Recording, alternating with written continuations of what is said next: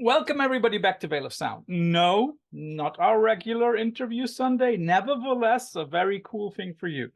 Our friends over at Skin Graft Records, who have been releasing awesome records over the last 3+ centuries, not centuries, decades, and who gave us opportunities to speak with Cuntroaches and Squid Pisser and do other stuff for them. They are releasing a new record next week, Friday, by a band that is new, but that involves people that are at it for a long, long time. So I am very happy to talk to the guitar player and singer of Upright Forms, Nick Sakes. So Nick, first of all, thanks for joining. Hey, no problem. Nice to be here. Nice to meet you. Yeah, the pleasure is all mine. Nick, let's talk very quickly about your relation with Skin Graft Records. If my research is correct, your, let's say, first bigger band, Dazzling Killmen, is it true that they were the first release, the first official release on Skin Graft? Yes, that's true.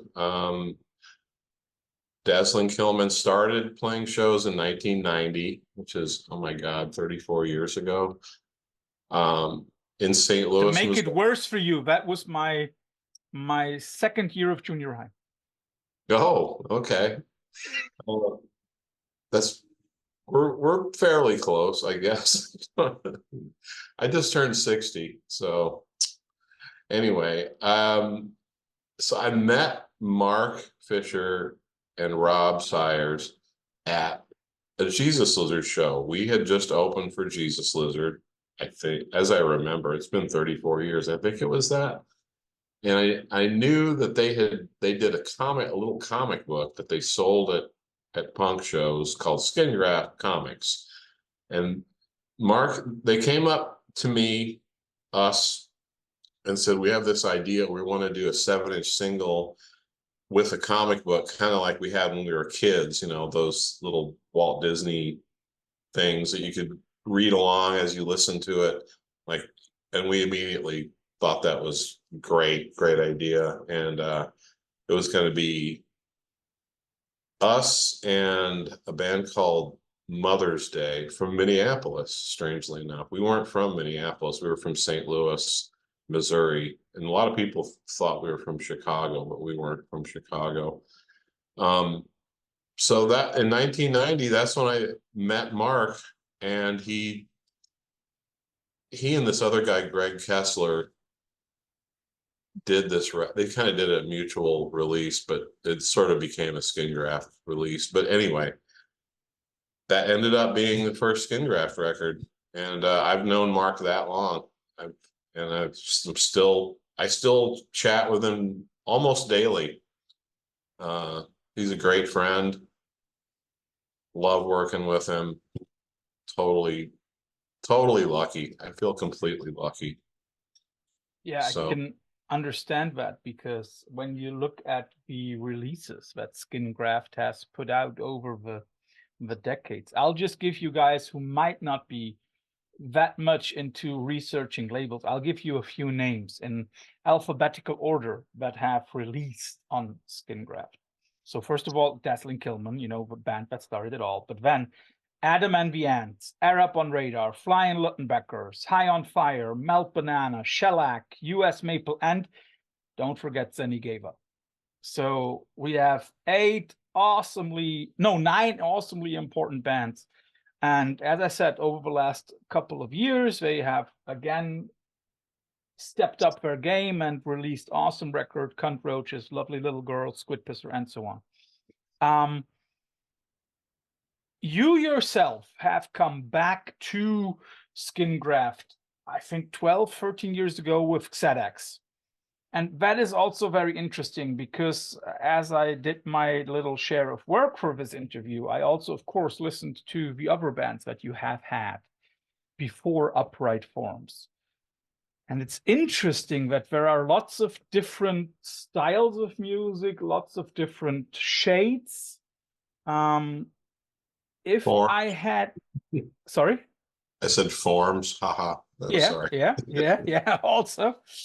Some of them are upright, some are horizontal. Yes. But it's interesting that if I had to summarize all of them, I would say they're all, in a way, post-punk with the emphasis on punk. Is that agree. also where your musical influences lie before you started making music yourself? Definitely.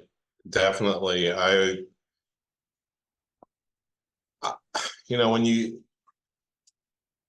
when I think about it, I mean, my roots are with bands like Wire, the Undertones, the Jam. I'm just rolling off Stranglers.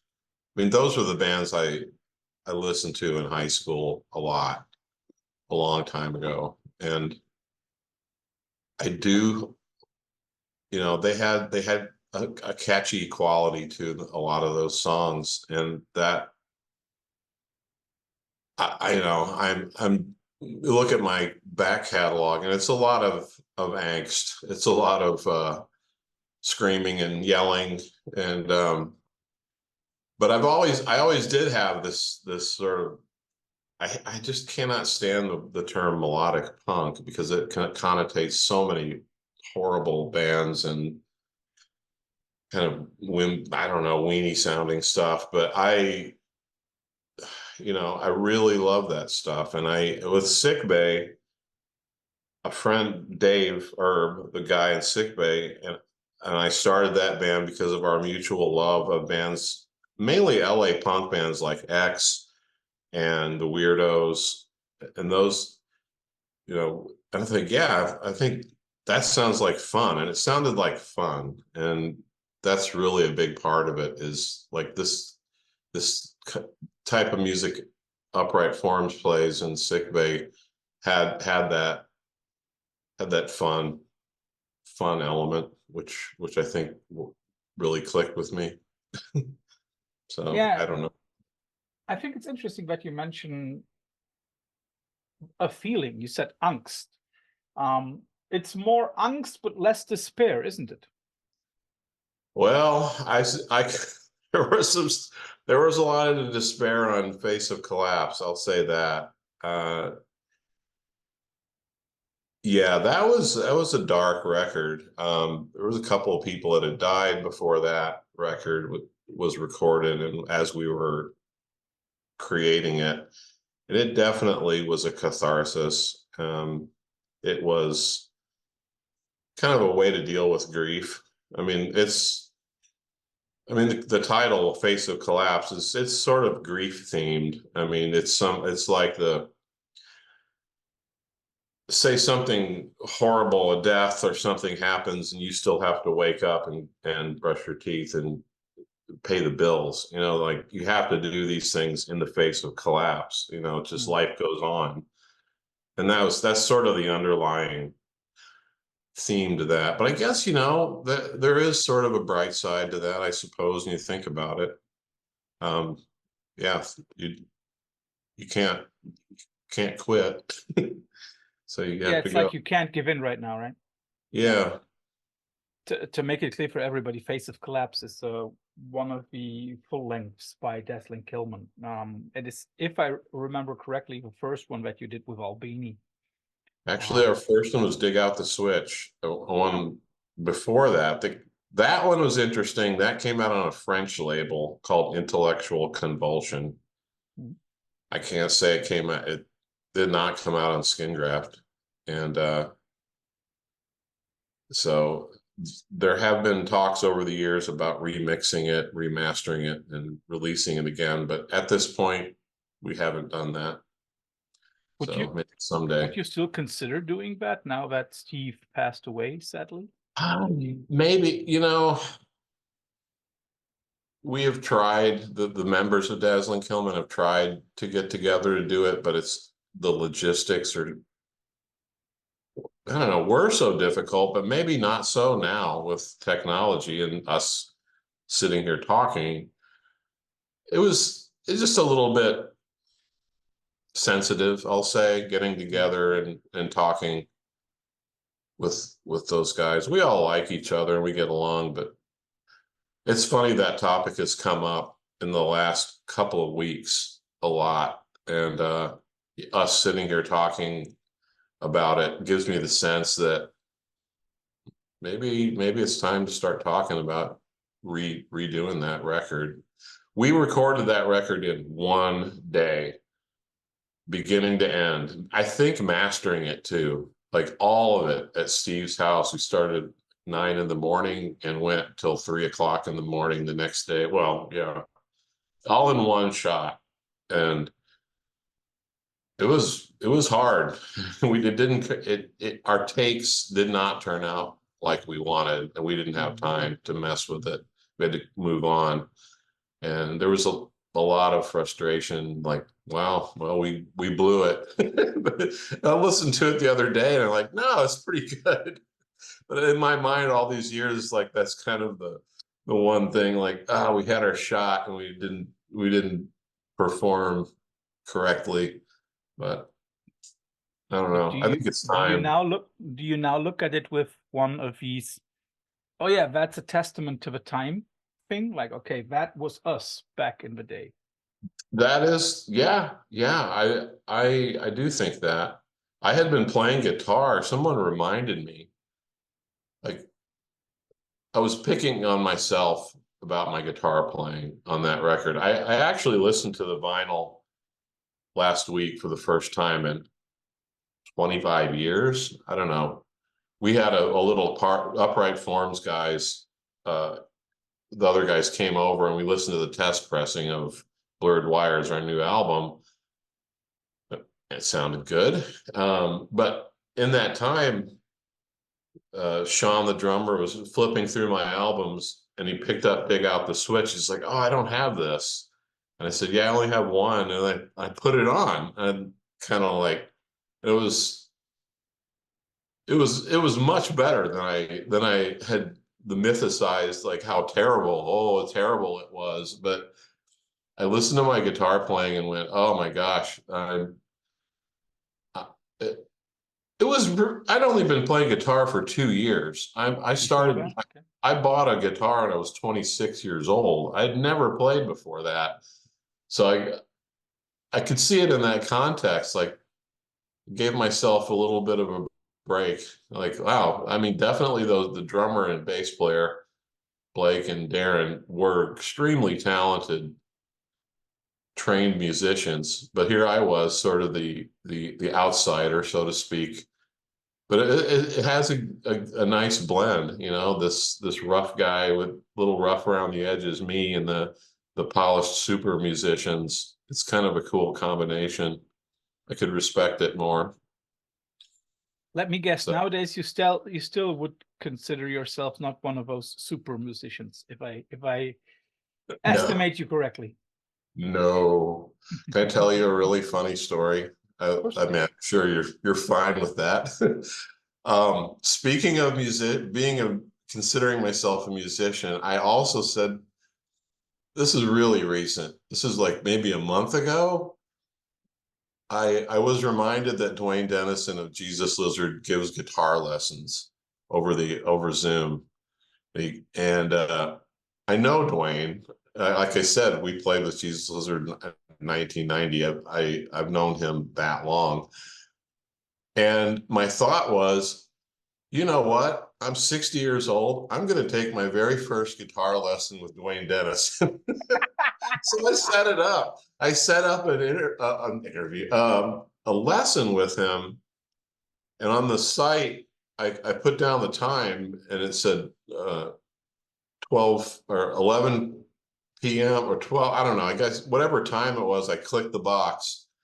And the day of the lesson, I was kind of nervous. I thought, what do I want out of this? I can't read music. I don't know the scales. I don't know the notes on the neck of the guitar. I just know what dots to put my finger on, you know. I don't know what I'm going to want to get out of this. Get better, finally learn the damn guitar.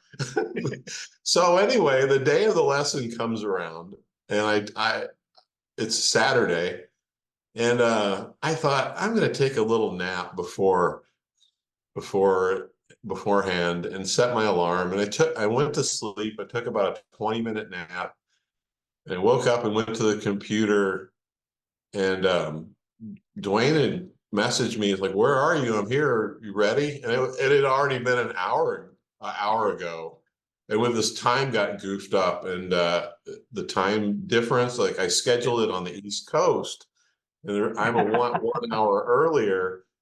So I was so embarrassed, like, I already paid for it. And then I went, this is the universe trying to tell me I don't need a guitar lesson. And he thought, he thought, oh, we can reschedule it here. I'll send you some PDFs of these sheets, these exercises I want you to do. And I looked at them, they were all these, it looked like Beethoven or something. It was just crazy. And like, no, I don't, the mistake, run away. This is not a good idea. No guitar lesson for me. I'm officially the weird guy that is making up stuff on the guitar that just sounds good like that. And we even chatted. He said, what you're doing is working, so I don't know what you wanted out of this. All right, yeah, me too. I don't know. So that was funny. Someday I'll learn the guitar, is the long story short. Nah, we'll see about that, eh? Yeah. But what one has to say is that, if you just listen to the record of Upright Forms, as I said, people, out next week Friday.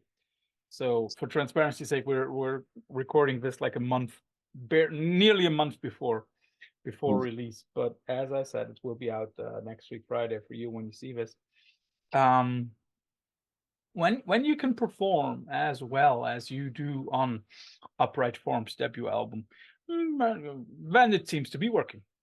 And I also want to ask, as we've spoken about emotions and like also a little bit of angst and despair, there is also some sort of humor in the music that you make, because I'm pretty sure that it's not by accident that the title of a record is Blurred Wires. And if you speak it a little quicker, then it's Blurred Wires, and it could be a little bit like an homage to a certain very bad pop song from Canada. Is humor an important part for you for music? I don't know what that song is. Oh, Robin Thicke. You will have heard it. You didn't come around it 12, 13 years ago. You will have to tell me later, like what this song is. No, is humor important for you? In yes. Music? In music, that's very dangerous for me. I think humor in music is tricky, and these, combining comedy and music. Oh, I don't know. It can get pretty painful at times. I don't know. I don't want to pick on anyone, but I can think of a couple of bands that they're just silly, and I don't really go for that. There have been a couple of songs that make me laugh, but there are a lot of things make me laugh, but it's not because it's just like a joke, or I don't know what it is. Like, for example, when I first saw US Maple, I could not stop laughing. And I don't think they were, well, maybe they were trying to be funny, but there's a band that I don't know if they're, and that was the beauty of it. Like that is a great example of, to me, humor and music together to make art. And it was just, but I don't know if my laughter it felt like a different kind of laughter than watching a comedian tell a joke. It was deeper. It was like I felt so connected, and then like just nodding my head. I get this. I know those guys. I was just hanging out with Al Johnson yesterday. He's at this festival just as a fan. But there's an example of humor in music, but I don't really feel like personally. Well, there's a couple of Sick Bay songs that I thought were really funny. Who Wrote the Night and Listening to Sound were two songs. Who Wrote the Night, just to me, is just so cheesy. But Ed Rodriguez, the drummer in Sick Bay, and now plays in Deerhoof, and was also in Colossamite with me. He's also another huge figure.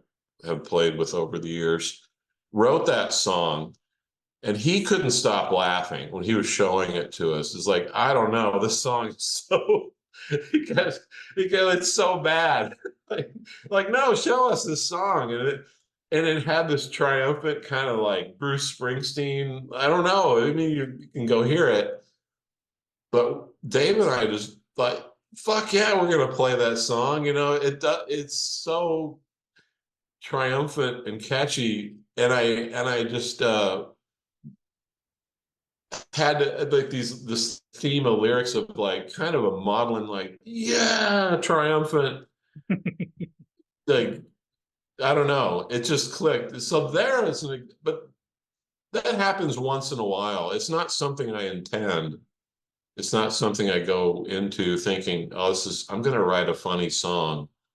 I don't know, but sometimes it happens. It's an accident. It's a weird accident. But yeah, it's a Funny. really interesting question. I never thought of it until now. Interesting that you mentioned Springsteen and that you mentioned the name of the song, Who Wrote the Night? Because when I first heard it, when I just heard the title, the first connection that I immediately had was Patti Smith and Because the Night. And of course, who wrote that? Springsteen. It's a little bit copyright infringement sounding. I don't know. But yeah, it's almost like, well, it kind of sounds like that. And well, I'm just going to acknowledge that and go with it. Hopefully both people won't think it's a plagiarism.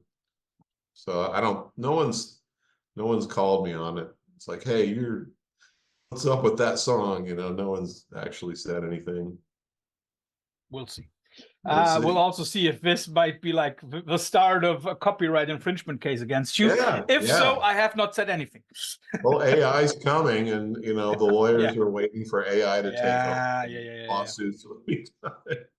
What I like about your description of, you know, what makes a song fun.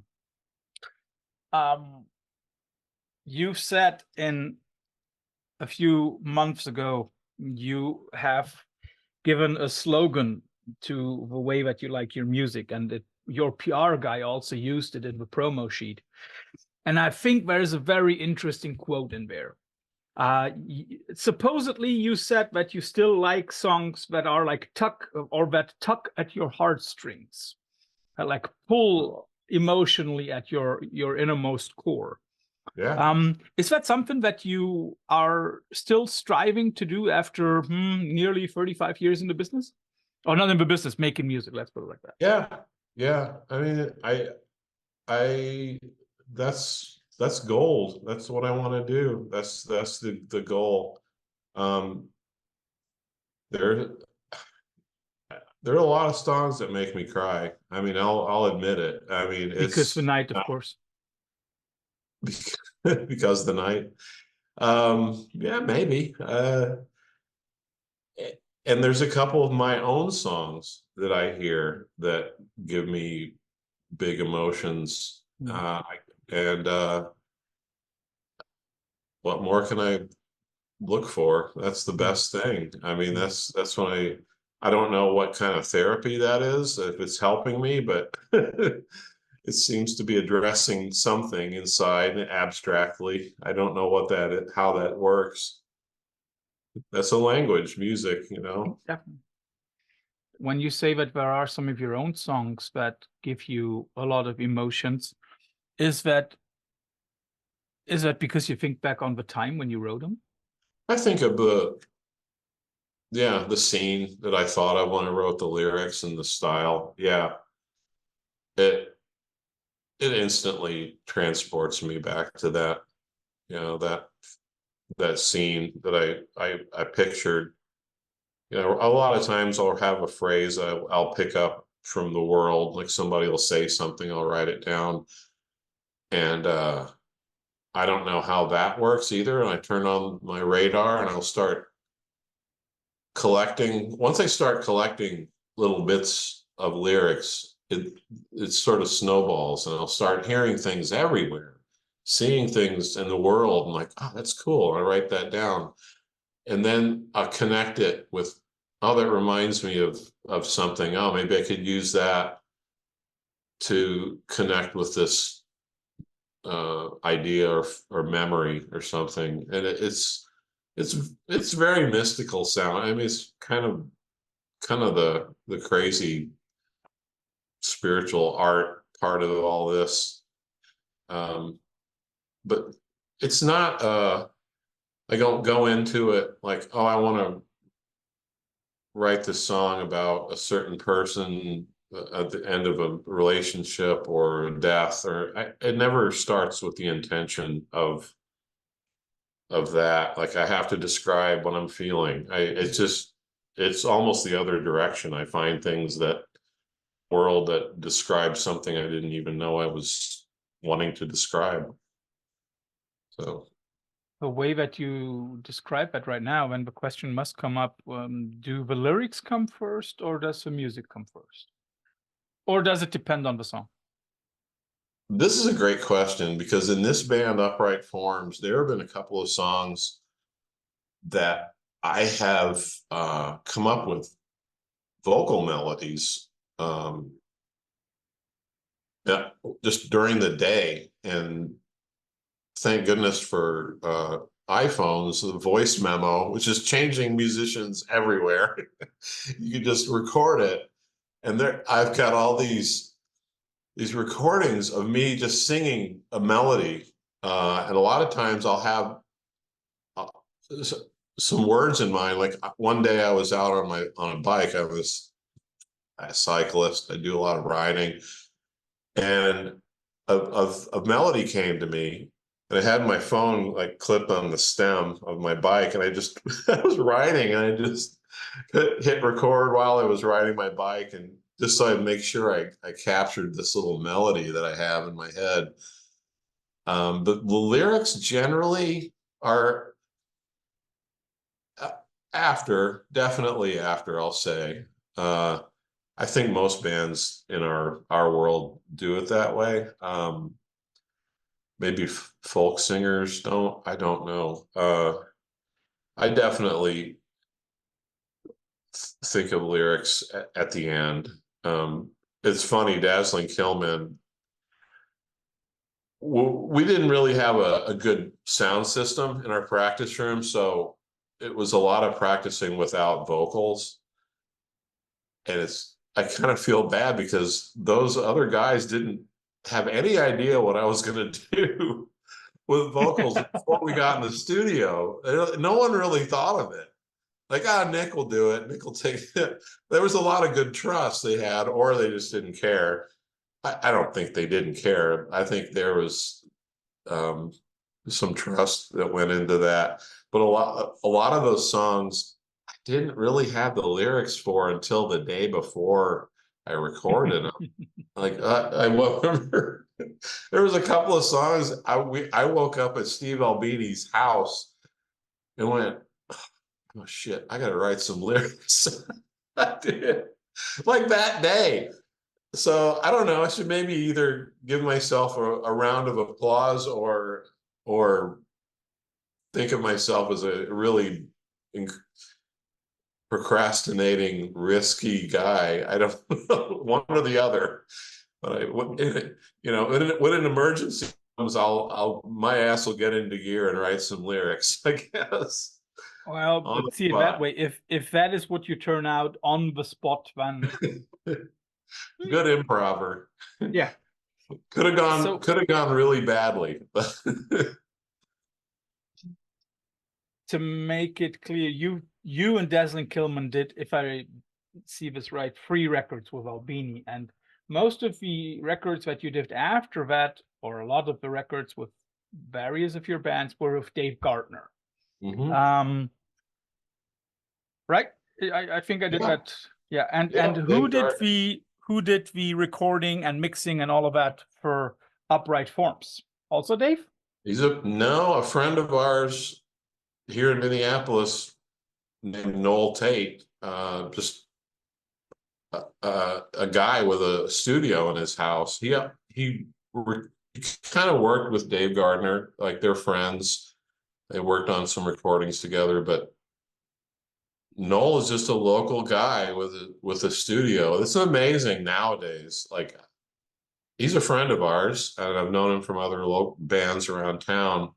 And we heard all his other stuff he recorded. And went, yeah, that's great. And so we just went over to his house in his basement, and he's got a little, setup, and it sounded amazing. It sounds.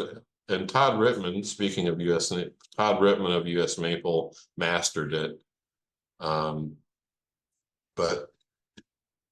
yeah, Dave Gardner recorded a lot. He now lives in LA and has a mastering studio, and just mastered some Bad Brains reissues that I'm sure will sound great. I haven't heard them yet. But it's wild. I was thinking about like how, with Albini's death, I was thinking about how did I meet him, and how did that happen? And I thought, wow, back in 1989 or 90, there weren't all these people in houses that could record big professional sounding records. Like I mean, Steve did, but he had a complete huge studio in his house. But anyway, when we were looking to record in 1990, my thought was Butch Vig. The guy, he'd recorded a lot of the Sub Pop stuff and Tad and Killdozer and these bands. Like, oh, I don't know. Also a little record called Nirvana's Nevermind. Someone else had the same idea, Mr. Kurt, right? Perhaps. But back then, it's kind of funny. I don't know how. Like, you don't look. How do I find Butch Vig's phone number? I don't know. So I started thinking, who might know Butch Vig? Like, I'll call David Yao, and from singer for Jesus Lizard. I'm friends with him. Like, he might know. Like, I didn't know that many people. So I called David Yao and I said, hey, can I have Butch? We're looking to record. And he's like, well, why don't you have Steve do it? He's right here. Like, literally, he was standing next to it. It's like, I talked to Steve and like, yeah, we set something, like, oh yeah, okay, yeah, and I didn't really know what he'd done at that point. I knew that he worked reasonably a good price, but he'd recorded the Poster Children, a band that we played with and really liked, and that the band, the album of Flower Power. So I thought, oh, okay, that might be easier, and plus David gives him his stamp of approval. But I never thought of I didn't even think of him. I mean, and so there we were. But now, oh my God, you can imagine, record, and release an album in your apartment. It's just pretty much, and that's unheard of. That is amazing. I'm sorry, I'm really like going off into the weeds here. No, that's all good. That's all cool. But I have to ask one question about like those recording sessions with Albini, because I found a little detail where I thought like, oh my God. Supposedly at the recording process for Recuerda, your last record for Dazzling Killmen with Albini, supposedly Jeff Tweedy of Wilco fame was part of that recording. Is that true? Well, a couple of things I have to say. Recuerda was recorded live at Lounge Acts in Chicago by David Sims and Casey Rice. David Sims, the bass player of Jesus Lizard, and Casey Rice from Idful Studios in Chicago. And we mixed it at Idful, not with Albini. That was just completely, had nothing to do with Steve. And I'm sorry, what was the other part of that question? Jeff Tweedy thing. Oh, he was an old friend of mine. I mean, in the 80s, I grew up we hung out and drank and were great friends, like all through the 80s. And I went with Uncle Tupelo to shows. I hung out with them, and then before I even played guitar, I would go to touring with Uncle Tupelo and just to go along and help out. And I kind of, I've known him, I knew him for years. So when we recorded Dig Out the Switch in Chicago, he had started to see his now wife, Sue Miller. So he was up in Chicago anyway. And we said, hey, can you come over, produce, like just to hang out, and give your opinion on things. Yeah, sure. So he just came out, and we sort of half seriously called him a produced it. I wonder if Steve was bugged by that. I don't know. It wasn't. It's sort of, I don't want to say a joke. I mean, he helped. I mean, it was just another set of ears. But we were all really good friends with Jeff before that happened, before we recorded.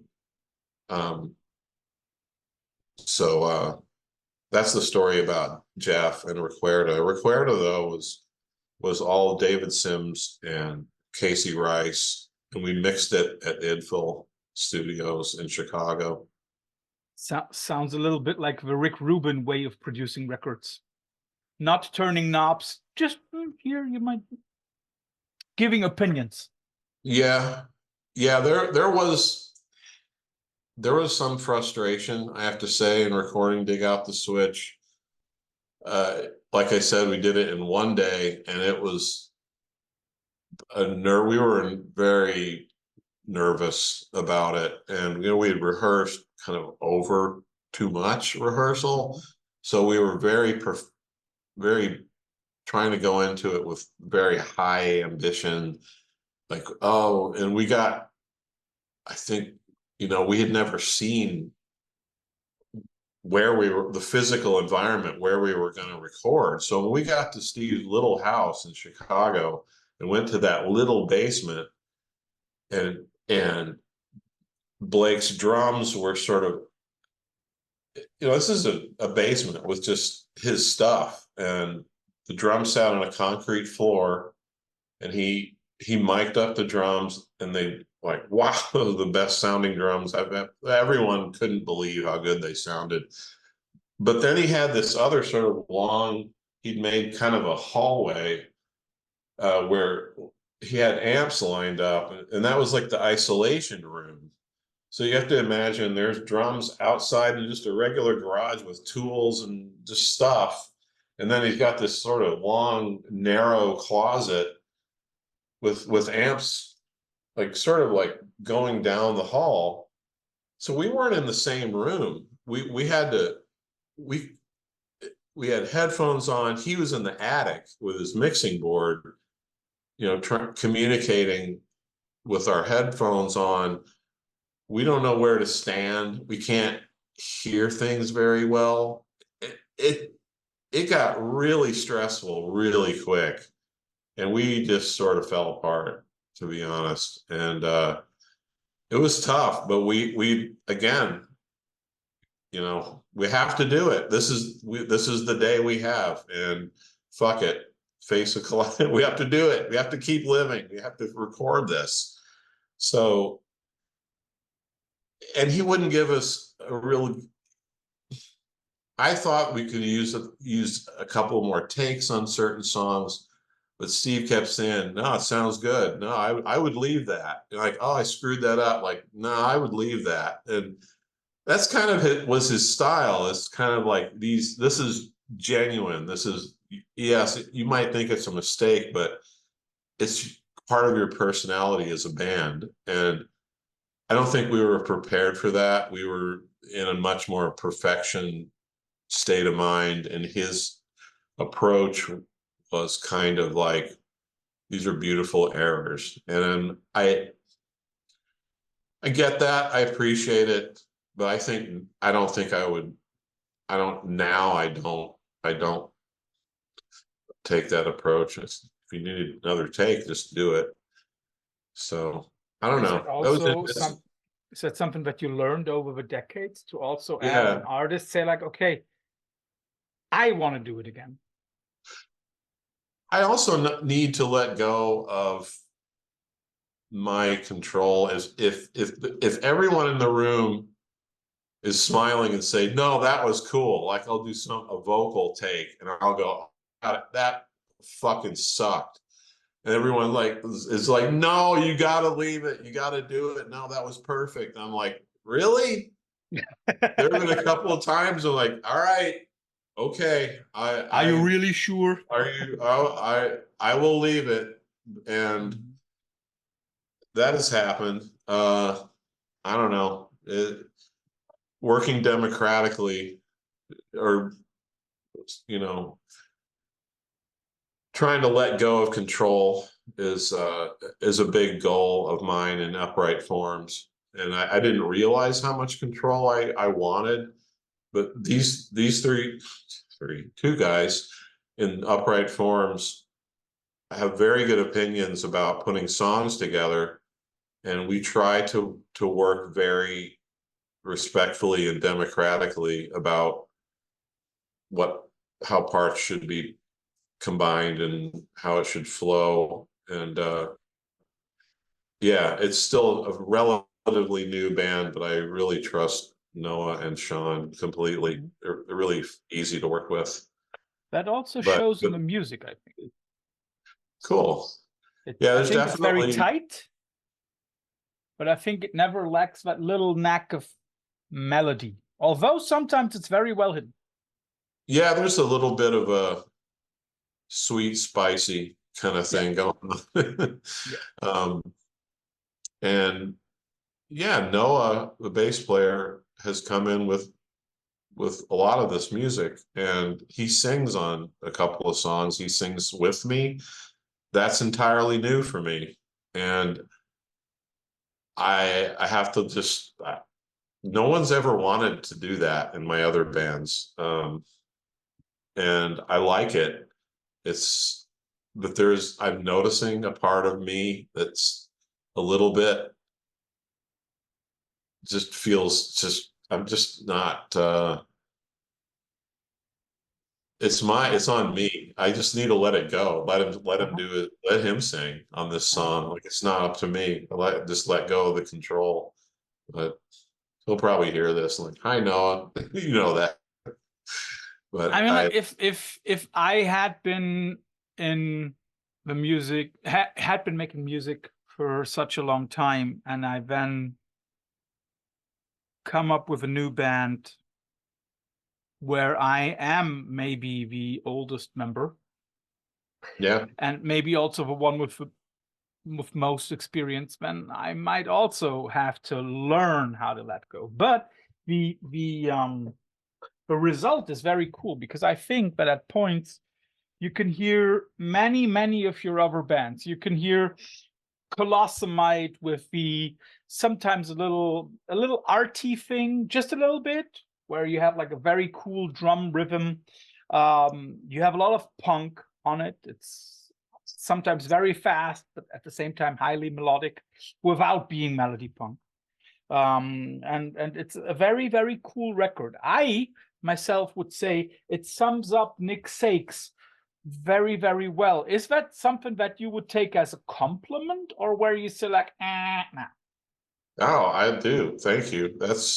I'm really happy with this record. It is, and I think that is coming from me, from my uh relatively new desire to collaborate with people. I will say this: Dazzling Killmen and Colossumite were those guys, and those my other bandmates were composers. They would say, "This is the song. Here's what you do. There's what. No, that part go like that. Here, you put your fingers like this." And a lot of them. A lot So of you them. already had guitar lessons. Maybe so. But I know what But you mean. I guess that is, you know, working collaboratively. It's such a big order to say, oh, we're going to all collectively work on one piece of art, and that takes some personality management. It takes some my brain. It's been really like I've had to really I've had my share of therapy, and I've had my share of marriages and relationships in the past, and I've learned a lot, and I'm putting all that to use in the band world. Really, when you think, well, I have to say, I've had some failed marriages, and in that time, I think I've developed as a person, and I think I'm using all of the interpersonal skills I've had in a band setting for the first time. Not just freaking out and running away from things, which has been my my usual go-to behavior, and this band has been very, very therapeutic for me personally too, and like that letting go of control. Like that's what this band is. We're the sum of these people, and there's not another upright form somewhere else. We're the only people that do this type of thing. So I am definitely rambling now. No, Off that's in the okay. weeds. When looking at or when listening to upright forms, there was also something in there that I did not hear that much on some other records, and I'm very sure it's not a conscious decision.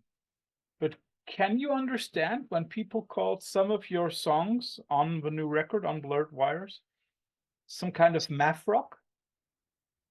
Oh yeah, definitely. I think of when I think of a riff, it's usually got some element where it is very off kilter, and I change chords on upbeats and things. It feels natural to me, but I realize when I show that to somebody, they're like, "What are you doing?" It just doesn't. It doesn't, and I don't intentionally set out to make it complicated. That's just kind of how as I'm answering your question, I'm doing this. I feel like it's sort of a pulse, and I'll just kind of work off a pulse and do things within the pulse. And that's always been my favorite kind of stuff. Like hardcore has been off kilter. I mentioned the Bad Brains, like them or the Accused, or a lot of stuff. It just feels good to me. It scratches the itch. It makes me laugh a little bit. So, Nick, first of all, thanks for all those insights into the new band and also into the older stuff. But of course, you also have to go through the infamous quickfire round at the end of every Veil of Sound interview. And you'll always get two alternatives and have to choose. Okay. And maybe give a short explanation for it. Okay. Let's start off with your friend Jeff Tweedy. Which of his musical endeavors do you prefer, Uncle Tupelo or Wilco? Uncle Tupelo. Mm-hmm. Yeah, Still Feel Gone. I love that record. It's my favorite Uncle Tupelo record. As we've also spoken about Albini, which of these two bands would you prefer? I know that he did more, but Big Black versus Shellac. Big Black. Mm-hmm. Definitely. Let's go into the older punk stuff. X versus the Germs. X. Definitely. I was never a big Germs fan. They're all right. Mm-hmm. Buzzcocks versus Undertones. Oh, this is hard. Oh my God. I'll make it easy for you. I'll divide it up. Ever Fallen in Love or Teenage Kicks? You know exactly how to make me squirm. Yes, yes. God, that is such a good question. There's so they occupy the same room in my heart. They're so close. This is gonna feel weird, but I'm gonna say undertones. I don't know. There's something about them sentimental. I mean, there's only like a molecule difference of those. I love those bands. Are just in my DNA. Yeah. Yeah, but I mean, like for me, the answer would also be Undertones, and the answer would be Teenage Kicks, because the only band that ever was played by John Peel on BBC more than once in a row. So Wow. played it, Well, I I think, think 2 or 3 he times. famously said that was his favorite song. Yeah, he said so. And that man had listened to a lot of music. So Before and after. That's saying something. Definitely. You've also spoken about your friend David Yao, so I'll give you 2 Jesus Lizard records. Goat versus Liar. Goat, for sure. The title already says it all. Oh, you know what? Wait, I have a good story about that. Okay. When we recorded Face of Collapse at Steve's house, when I was doing my vocals down in the basement, it was time for me to do vocals.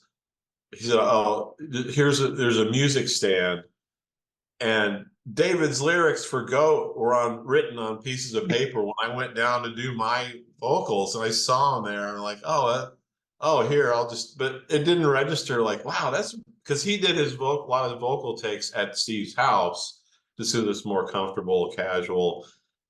But that was kind of fun, just seeing like David Yao's lyrics on the same music stand that I was about to use. So I feel special.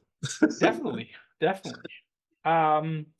As you are in Minneapolis right now, Husker Du versus Replacements. Oh God, Husker Du. Definitely. I love the Replacements, but Husker Du, it's funny you say that, because I've become friends with Greg Norton of Husker Du in the last couple of months. He's very friendly. He goes out to shows. He's seen us. He likes Upright Forms. He's just a guy. He's just hanging out now. I don't know. He didn't used to be that way, but he's such a friendly, great guy. And his band Ultra Bomb just played here, and they do a lot of Husker Du songs. But yeah, I love Husker Du. In fact, I use that as shorthand to describe a lot of Upright Forms. It's got that kind of Bob Grant, sweet, spicy kind of stuff. And I would not be insulted if anyone said we sounded like Husker Du, because I don't know, we kind of wear that on our sleeve a little bit, I must say. So a little bit of hardcore punk. Roland's Band versus Black Flag.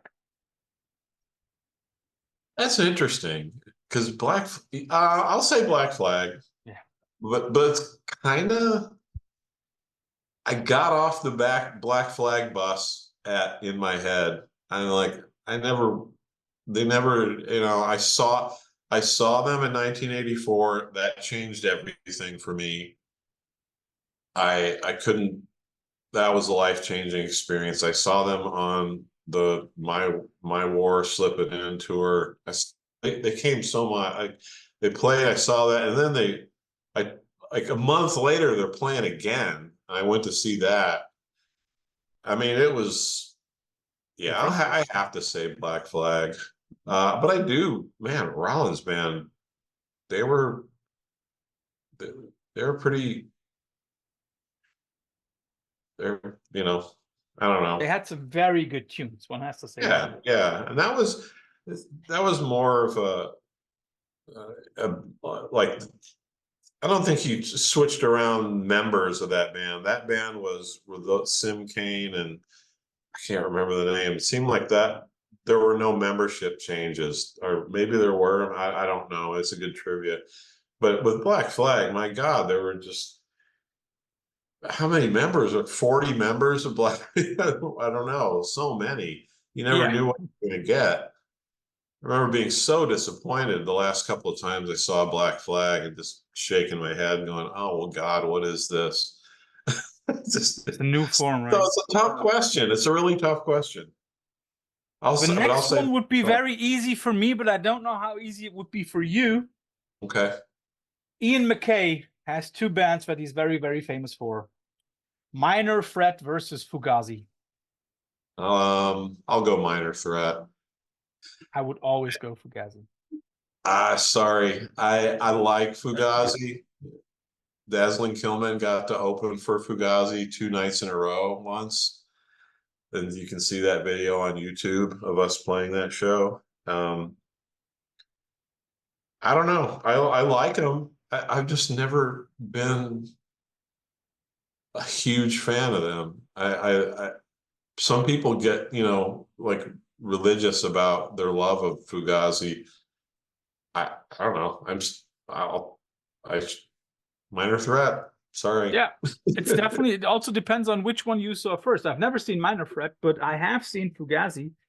Yep. And it was a game changer for me. Last question. As you released on a record label that made comics before they made music, I'll give you the classic comic question. Marvel versus DC. God, I'll say DC. I'm not really too much of a comic person, but didn't DC put out all those horror like tale like so the all the scary stuff? All the four stuff is Marvel. All the what stuff? All the four, like that is like Marvel is like DC is like Superman, Batman, Wonder Woman, and Green Lantern. Sorry, I don't do All any good. of that.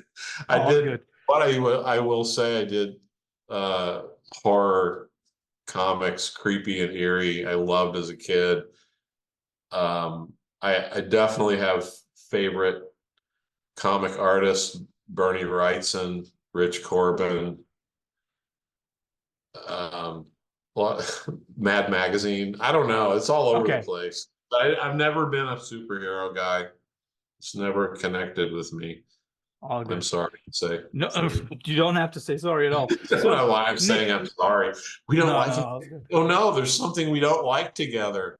No, you don't. No, I think we're both old enough to understand that nobody has to like all the stuff the other person likes. What? Nick, first of all, thanks for your time. Enjoy the rest of your day at Caterwall, and send my love to Mr. Fisher. I will. Thank you very much. It's been fun. It's been fun. Bye-bye.